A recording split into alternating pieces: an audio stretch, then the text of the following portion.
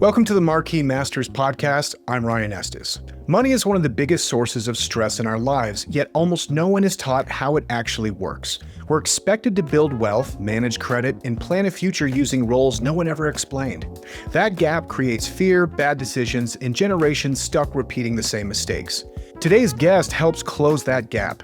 Henrietta England, founder of Trifold Connections, grew up learning financial discipline the hard way. Raised by a father shaped by the Great Depression, that foundation turned into a career helping families, understanding budgeting, credit, investing, and how to build real, lasting financial stability without shame and without shortcuts. In this conversation, you'll learn how to read your credit like an underwriter does, why budgeting is more emotional than mathematical, how to avoid predatory lending, and what it really takes to build generational wealth in today's economy. This episode is for families, professionals, and anyone who wants clarity, confidence, and control over their financial future. For more stories of leaders shaping business, finance, and culture, head to marquiswhoswho.com. That's marquiswhoswho.com, where influence meets impact. And if this episode helps you think differently, leave us a review. Think of it as a compound interest for the podcast. And now my conversation with Henrietta England. Thank you so much for joining us for the Marquis Masters Podcast. Welcome to the show.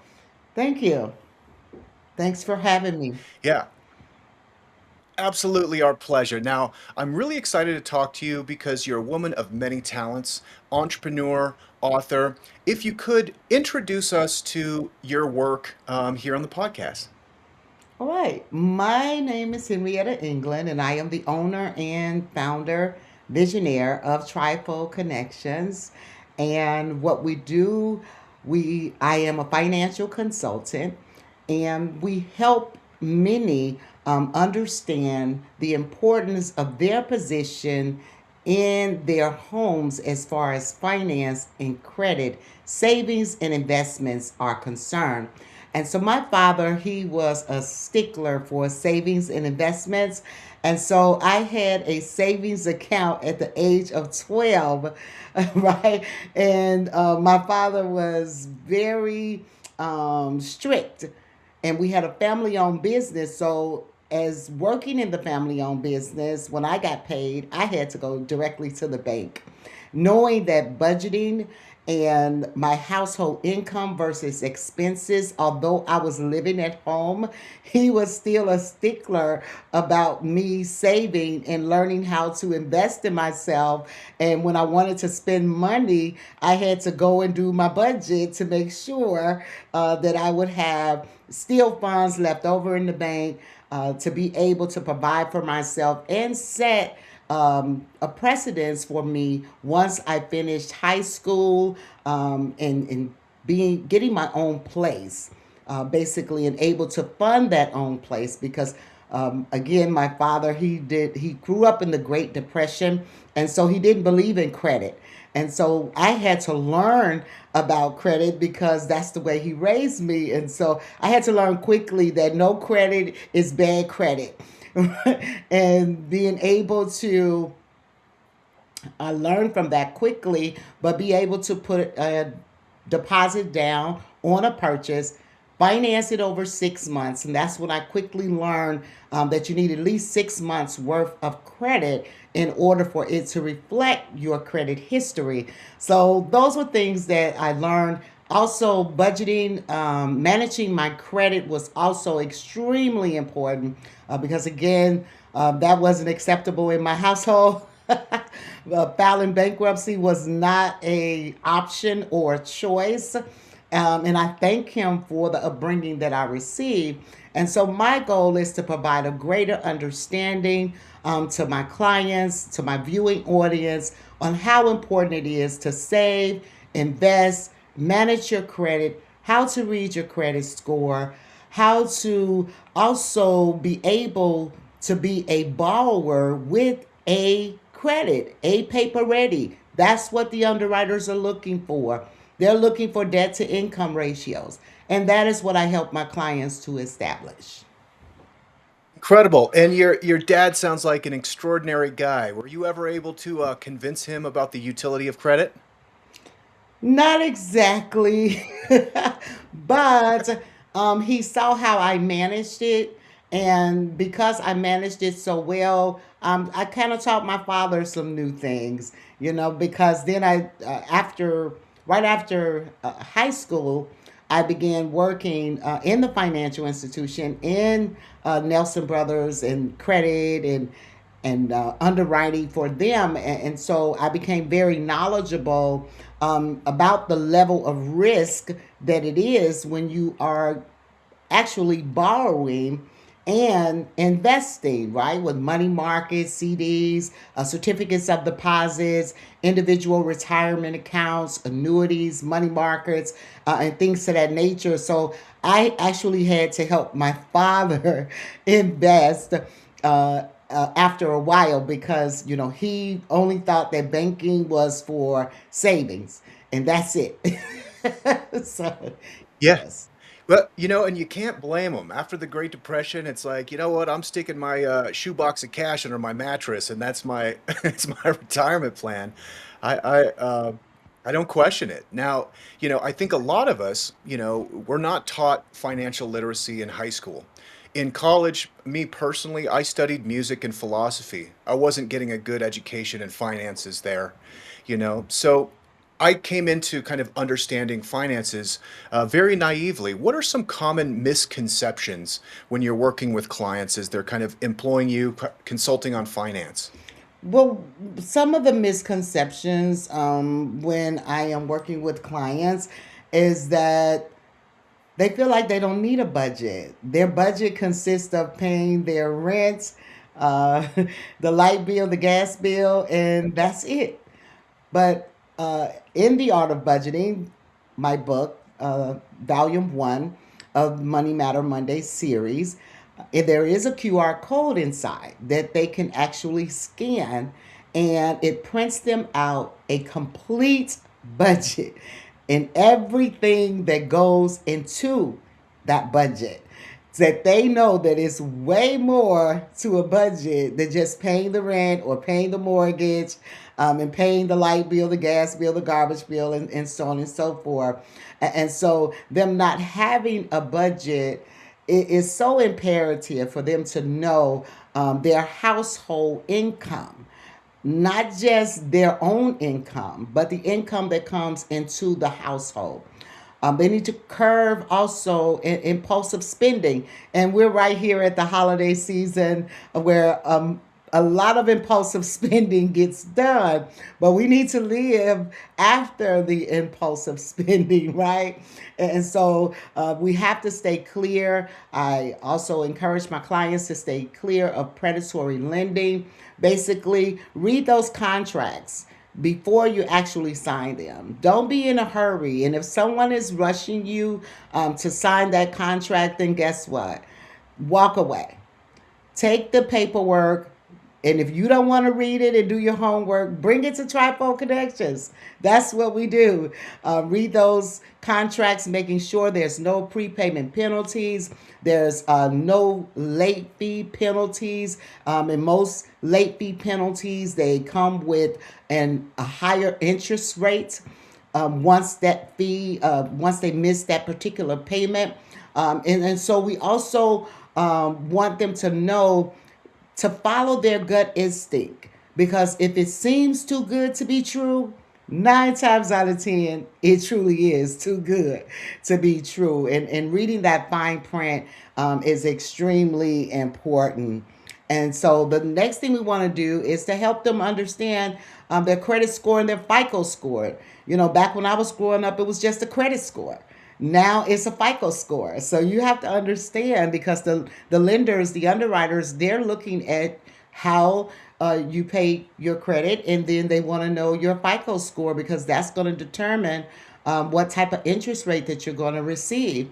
And then also learn just a simple balance sheet.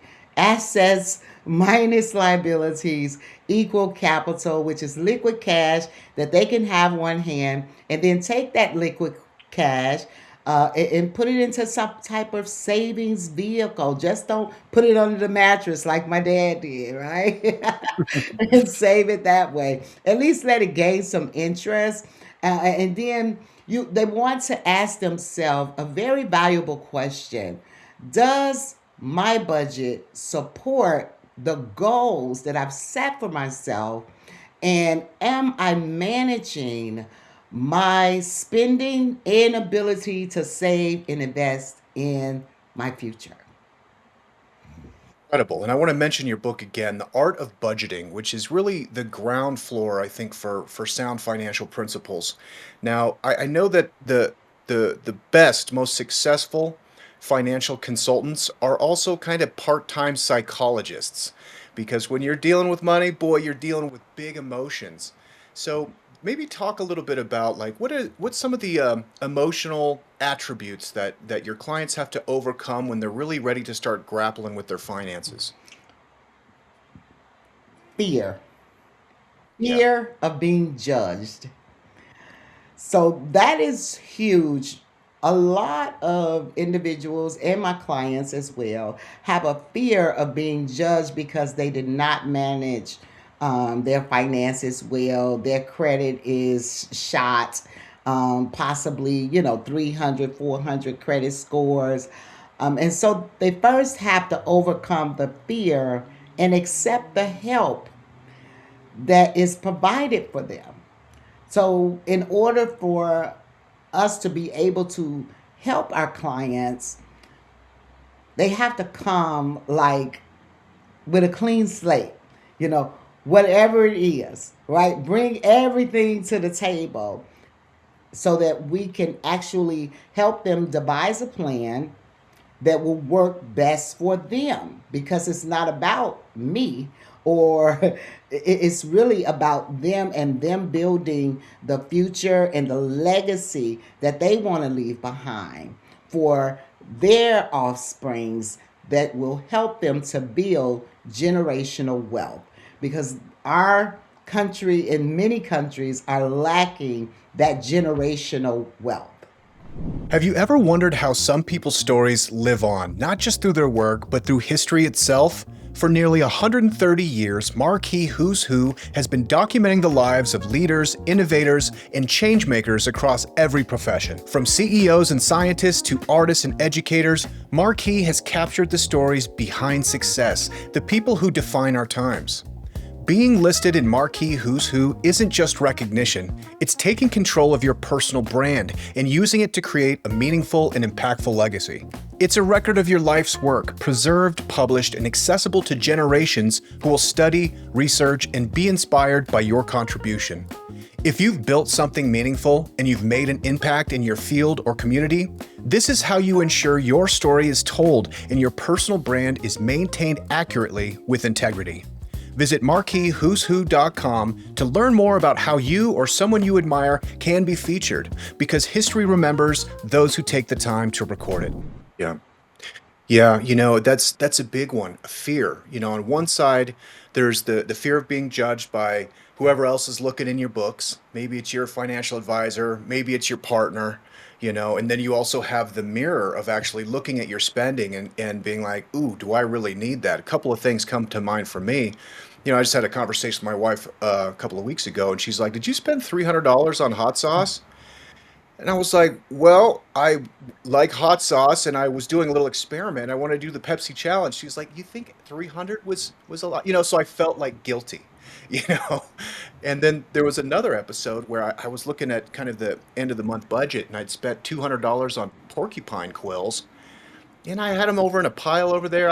I kind of vaguely remember what I wanted to do with them, but I was like, boy, it was a mirror of like, maybe we could have, put that into the kids' college fund. Maybe that'd be a more appropriate way. Right. So as people are starting to have this mirror, they're going to have to open themselves up and become vulnerable. Do you feel like there's a responsibility on your end to like be soothing in that environment? Or is there kind of a line? Is being stern appropriate sometimes?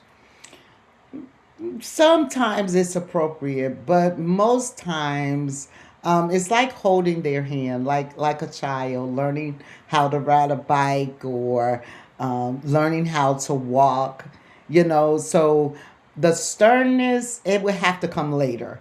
The biggest part is wanting them to open up and share what is hindering them from being able to do the necessities of budgeting.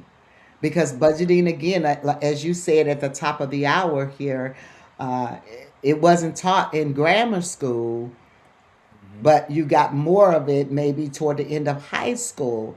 And you and I both know that budgeting is so very important, and it needs to start in grammar school. I did used to work with a junior achievement program that did go into the grammar schools to help the children begin to focus on income and budgeting and credit and so on and so forth. And that's part of Trifo Connections plan as well, is to get into the grammar schools. Start them young, start them early, so that they will have that much more success rate of being successful, financially stable, and financially literate, that they could go on and teach the next. And my book provides them valuable tools that they can use, even a child could understand. And that's why I wrote it in the simplest form, so that even if they wanted to bring their children to the table, even at the age of 8, and start teaching them the value of money is so very important.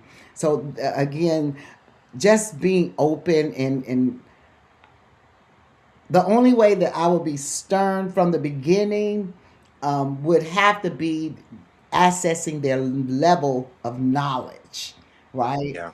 If their level of knowledge of their finances is, like, it meets and exceeds, then I can be a little bit more sterner. But if their level of knowledge is not, then I have to go with the kids' gloves.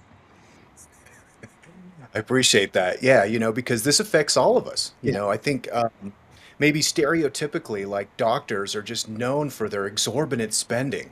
And, doctors make a great income, but, I've talked to financial consultants and they're like, Ryan, you wouldn't believe these guys are buying boats and all this stuff and they don't have any money for it, but they're just like, I did eight years of school and I deserve it. Right. So really budgeting really applies to everybody across the board. And it's interesting you mentioned the kids too. In a conversation with my kids, the kind of mental framework is so different. So for me, whenever I had some cash, I was quick to get it in the bank because I was like, okay, if I have the cash, I'm going to spend it. Got to get it in the bank. They're the exact opposite because you have kind of the click to pay, the Apple Pay. It's so easy to spend with your phone that they prefer to have cash because they almost don't know what to do with it. So I think our kids are in a much better position, a lot thanks to folks like you that are helping introduce these concepts at an early age. Now, when we're talking about your book, um, you talked about beginning with a budget, establishing savings, starting to look at investing. What are some other kind of attributes of the book that people can expect to learn when they're reading your book, which is also available on Amazon? And also, who did you write the book for? I wrote the book for everyone, for households in general. Um, like I said, there is no age limit to begin learning about financing and credit and assets and liabilities and liquid capital. And it's important, that our children begin to learn at an early age. And just what you were saying just a few minutes ago, I raised my daughters in that very same era. And now my daughters have their children, my grandchildren, with their own bank accounts, with their debit cards, being financially stable and literate, and knowing that, okay, I can't afford that. So this is all I have in the bank. So that's really an amazing tool. And then also, as far as my books are concerned, we also have Take Ownership. That's volume 2 of Money Matter Mondays. And that particular book goes a little deeper than just budgeting, and the importance of budgeting. It goes into what things to look out for when you are investing. as far as money markets, annuities, know what those penalties are, know how many withdrawals that you can make before a penalty. Is there a penalty for early withdrawal? I mean, all sorts of things, Ponzi schemes. It prepares the client or the reader to be able to look out for these pitfalls that will possibly come upon them, so that making sure that they're not investing in something that is a Ponzi scheme or something that will take away what they've gained in dividends, right? So it's very important that they learn about all of these things, learn about what it takes to purchase your own home, know how much home you can afford, know your debt to income ratios before you go out to make that big purchase, so that you don't get shocked when the underwriter says denied. Okay, so why have them run your credit? Because when they run your credit numerous of times, it affects your credit score. And some credit scores can go down by 20%, 20 points, and some can go down by 100 points even, depending on how many times their credit was ran. And so in our Together We Grow Master Series, which is also a course that I launched in 2021, we teach on these things. Know how much home you can afford. Know your debt to income ratios. Know what your budget is looking like. What are your plans for the future? Did you budget that purchase into that large purchase? Did you budget it into your budget? Does it look like you could actually afford it? Right? Make some strategic decisions, some critical thinking. And that's so very important, especially in households, right? Regardless if it's a spousal household, a partnership household, or just friends deciding to live together to make ends meet. These decisions have to be discussed up front, so that decisions can be made that benefits all. Incredible. And you're incredibly generous with all these resources. I want to make sure we mention them all for our listeners. So talk a little bit about Money Matter Mondays, and then also the Together We Grow Master Series. Okay, with Money Matter Mondays, right? It is a podcast that I do. There it is. All right. It is a podcast that I do every single Monday, and I've been doing it since 2019. And the podcast is about building kingdom wealth with your host, Henrietta England. And so in this podcast, I speak to my individuals and my viewing audience. I speak to them about how to become fiscally fit, right? Because that's not always easy. And when I first started with the term fiscally fit, people thought I was talking about physical fitness. And I was telling them, no, it's kind of totally different than physical, but we want to be fiscally fit, right? And so in order to become fiscally fit, we need to know what's going on with the federal funding rate. We need to know what's going on with our prime lending rate, what the current inflation rate is. We need to keep up with the Bureau of Labor statistic reports, as well as Consumer Pricing Index and PPI, which is the Product Price Index, because all of these things reflect or affect our ability of spending. How far is our dollar going to go? And so it's so very important that we become more accountable and responsible to know these things and to apply them to our everyday living. Because although it appears in this present time that we're making more money, but when you look at the inflation rate, we're not making more money. Although they projected that even in this season, that trillions of dollars more will be spent during this holiday season, They projected it, the economists, but it's really not true because of the inflation. So actually, households, instead of them spending like $1,000, that they're only spending like $700 this holiday season because of inflation, because of the consumer price index, because of product price index, and because of the inflation rate and what's going on with our feds. And so it's important that we pay attention to all of these things. And I produce all of that on my Money Matter Mondays, keeping my clients, my viewers informed and up to date. That's current of what's going on, so that they can make some financial decisions, be informed, and where they want to invest and what's more feasible for their household. Incredible.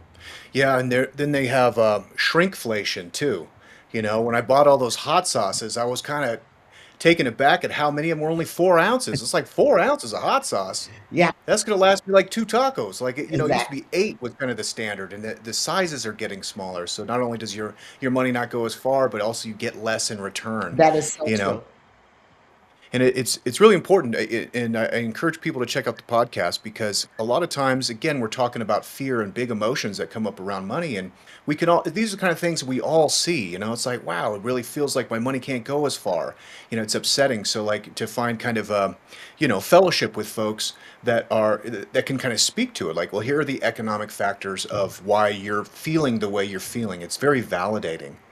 I want to make sure we mention the new nonprofit organization you're putting together, and I believe you've just launched. Can you tell us a little bit about that? Yes, I will be more than happy to tell you about that. Yes, I am so excited, right? Because it is so important to us here at Trifle Connections that when we launched the Vision of Hope Community Kingdom Learning and Worship Center, it's an educational facility. It will be an educational facility and also a trades where they can learn skills that they can use in our current society. And so we want to build them up as far as finance and credit. We want them to also become whole, both physically and spiritually, because that's important. The mindset is so very important. It is key because what we perceive is 9/10 of what we do. So it's important that we teach them these valuable skills of being whole physically and spiritually. Then we want to provide them a place of healing where they can actually express themselves, express the hurt, express the abuse, how that made them feel, so that we can get down to releasing those things so that the healing can begin. And then we also want to provide them a temporary shelter, temporary protection from their abusers, men, women, and children, because it's not just women and children that are being abused these days. There are men as well. And I've heard from so many of my male clients that express to me that women have everywhere. They have all the resources and places to go, but there's not many places for us to go. And so we want to provide that and fill in that gap there as well, to aid and assist them as well who have fallen on hard times, giving people another opportunity, right, to excel and to thrive in our world that is not so eager to show compassion and forgiveness and extend grace to convicted criminals or to those that are less fortunate than we are. So it's very important that as we build the Vision of Hope community, we will again provide them skills, trades. We'll start with daycare. We'll work our daycare up and begin our charter school. But we're going to begin from the ground up, right? That these individuals that come into our program, they will leave well rounded, Many of them that come in, we will provide training for them, jobs for them, right? And as they graduate from our program, then they'll go out and they'll reach out to someone else who needs help that will bring them into our program, and we will begin to grow. And um, my prayer is to change the world that we live in, that it is more compassionate, and their faith base is more rooted and grounded in the truth. Beautiful. And the nonprofit will be located in Chicago, is that correct? It will be in Illinois. Not necessarily, we're not looking so much in Chicago because we really want to take them out of their environment into a different environment where they're not afraid uh, to walk the street or, things of that nature. We want them to have a sense of security and a sense of peace. To let them know that there is a different way of life and there is a different way of living outside of the environments that they may be in. Beautiful. You've mentioned faith several times. How has faith contributed to your success and career? My faith has afforded me the very opportunity that I now have sitting here before you.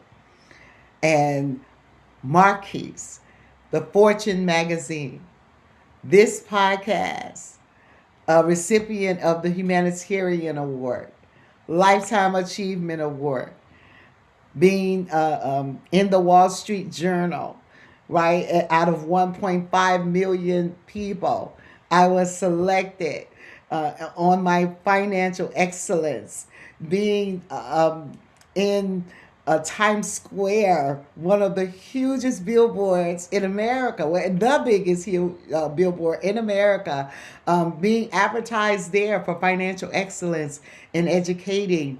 And it's so very important that that you have faith and you don't give up, because it's important that you have to stay committed, right? You may not see it right away, right? But if you give up too soon, and that breakthrough could be just around the corner, because I had no idea that Marquis Who's Who has been following me my entire career. I had no idea, right? And so if I had given up, right, when the predatory lending in 2007 and 2008, right, when the banks fell out and all of those things, if I had given up, even though I went and worked in blue collar in the automobile industry, right, if I had given up on my goal and my dreams and my aspirations, I wouldn't be here today. So it's important that faith is calling those things that be not as if they're already so. Calling those things that are not on the scene, and then believing in them, that they shall manifest, that they shall come to fruition. And so my faith is rooted in Christ Jesus, in his promises, his covenant promises. Because if we work the principles and we work the precepts, oh my God, it just opens up all sorts of avenues, right? And so even as a child, these dreams that I've had, right? Becoming my own, owning my own business, being able to assist people in low to moderate income areas, and assist people that have fell on hard times, and helping the widows, and helping those that have been divorced, and they don't know where to go, what to do, because the other spouse was the income breadwinner, and so these were my dreams and these were my aspirations even as a child, because I seen some things that others went through.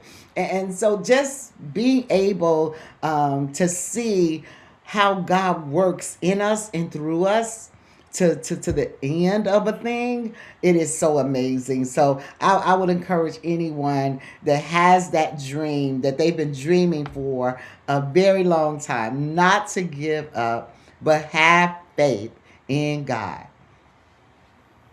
So important, especially for folks on the entrepreneurial path. It really takes that grit and determination, and you got to stick to it. And sometimes, the outcome isn't clear.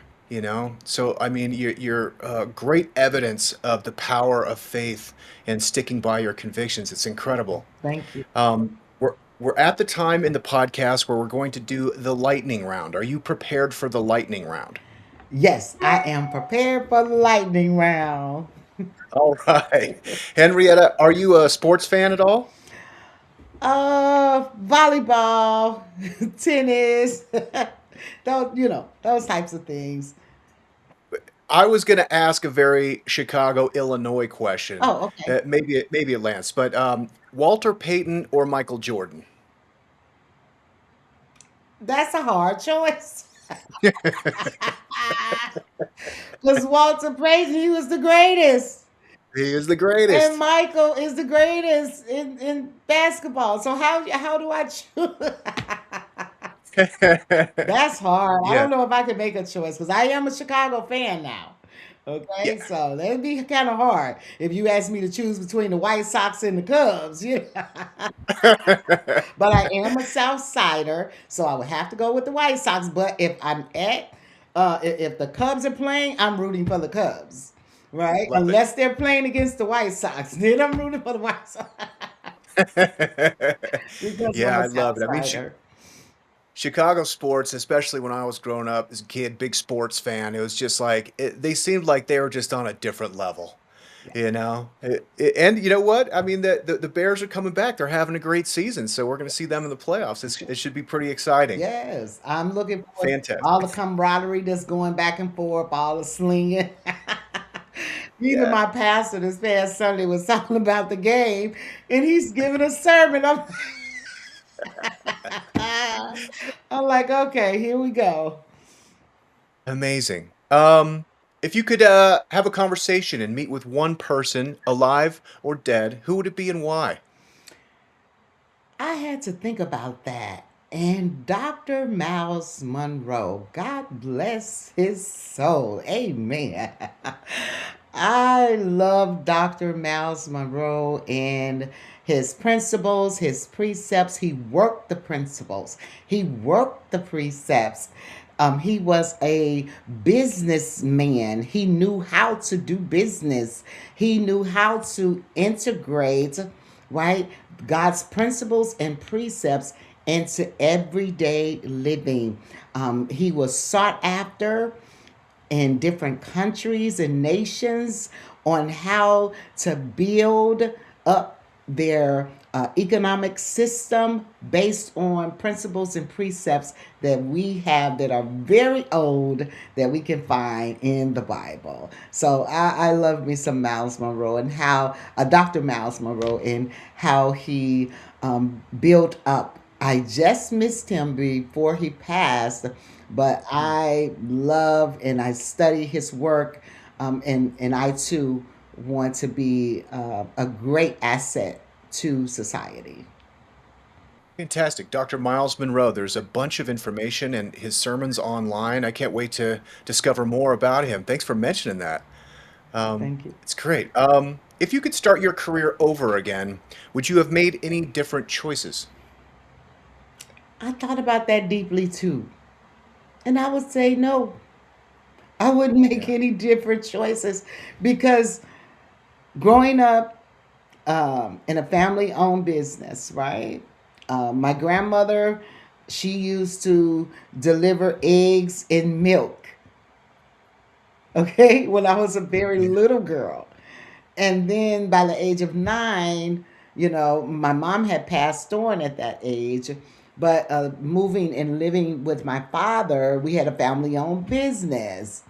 And and that taught me principles and discipline and accountability and self-control and and all of those things, and then going on from there to Nelson Brothers and working in credit and finance and exploring my way, and then coming out of there and working in the banking industry and then the bank falling out, and then being reinvented in the labor force, blue collar. And so that has made me well rounded so that I can be able to speak to someone on an executive level, right? And the white collar, or even on the working class, right?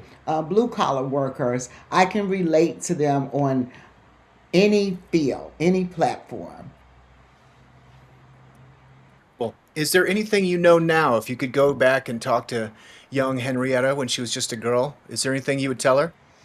Yes, I would tell her to keep her head up, be I love it. encouraged, and don't allow others to dictate to you what your future would be.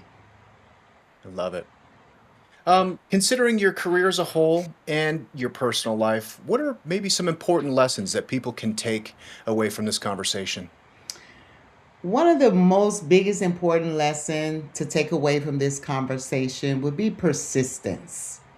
To be persistent is to be committed, not to give up when things don't look like they're going your way, when things don't look like they're moving, when you may not have gotten the contract that you wanted. Not to give up, but go back to the drawing board. Plan again. You know, write in your journal with a pencil if need be, to erase that thing, and go back and try again with a new determination, a new dedication, a new discipline and devotion, right? Because we need discipline is so very extremely important in every area of our lives, that will provide us a transformation that will last us a lifetime. But if we just stop being persistent, stop going after our goals, stop living our dreams, where would the world be? Because most things were created on a hope and a dream that we can do this, right? And so all of my engagement in my community outreach programs that we do, all often and yearly, there's some things that I can put on social media, and then there's other things that I can't, to protect those that we are helping. But we do all of this work, and working with the working class and the low to moderate income areas. We do all of this, right, from our hearts, because what comes from the heart, it reaches the hearts of people. And so it's important that we establish love, love for our fellow man, and have compassion for them, right? So that they too may know that you have another opportunity, not just a second or third chance, but another opportunity to get it right and be successful. I'm so fired up right now. I'm going to go do some push ups after this conversation. I tell you what. I love that you mentioned hopes and dreams. They're so precious. And, you identify as a visionaire. I'd love to know, like, when you have a vision of the future, a vision of your success, how does that appear to you in your mind or heart? Ooh, my visions. I have to take a moment when that vision comes on me, like the vision of hope, trifold connections. When those visions came to me, I had to step back, right? Um, do my homework in these particular areas, read in my scripture in my Bible, and meditate on what it is that God wanted me to do. Because Trifold Connections, it was birthed 20 years ago. To be all in all actuality, He gave me that name 20 years ago. And so when I started the business in 2019, and I went uh, to the Secretary of State and said, okay, I want to put this business, and I gave them the name. And the gentleman, he was looking in the computer. It seemed like I stood there for like 10 minutes, but it wasn't 10 minutes. But he said, "You are one lucky young lady." I said, "Well, why would you say that?" He said, "Because there are so many trifold, this, try that." He said, "But nobody has trifold connections." And so that just speaks to your hope and your dreams. Don't give up. Be persistent in it. And what you envisioned, it shall come to pass. And so many people, yes, so many people are working in the same industry, but are they bringing to the table, compassion, forgiveness, love, an opportunity to start again?